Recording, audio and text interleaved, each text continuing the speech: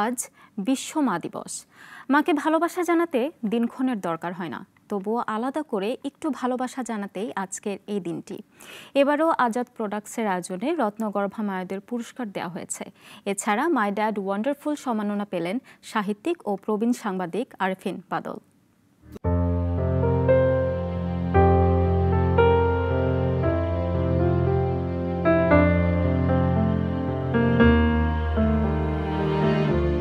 মা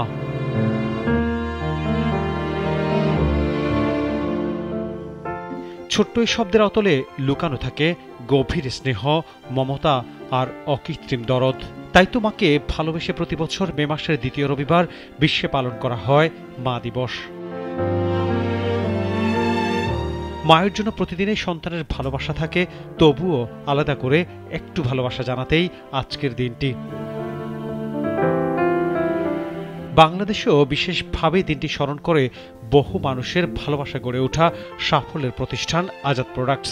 মায়ের প্রতি ভালোবাসার ও দেশের সার্বিক শিক্ষা প্রসারের নৈপথ্যের শক্তি মায়েদের আরও সচেতন করার মানসে আজাদ প্রোডাক্টস অ্যাওয়ার্ড রত্নগর্ভা মা আয়োজন করে প্রতিষ্ঠানটি।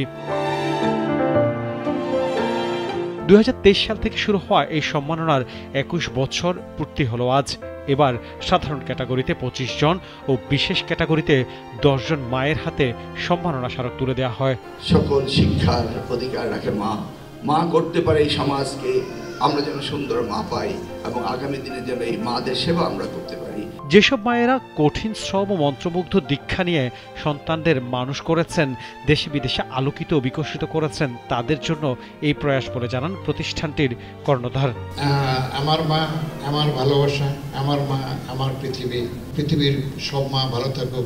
সাধারণ ক্যাটাগরিতে 25 জন ছাড়াও বিশেষ ক্যাটাগরিতে শাহানা সিরাজ, মোহাম্মদ মুসলিমা খানম, স্মৃতিকণা বড়ুয়া, খাদিজা খন্দকার, ফাতেমা আলম শাহনা, শাহানা আক্তার চৌধুরী, অলকা ঘোষ, শামসুন নাহার হোসেন, মোসাম্মদ ফরিদা বেগম, সৈয়দা দিলরুবা খানম।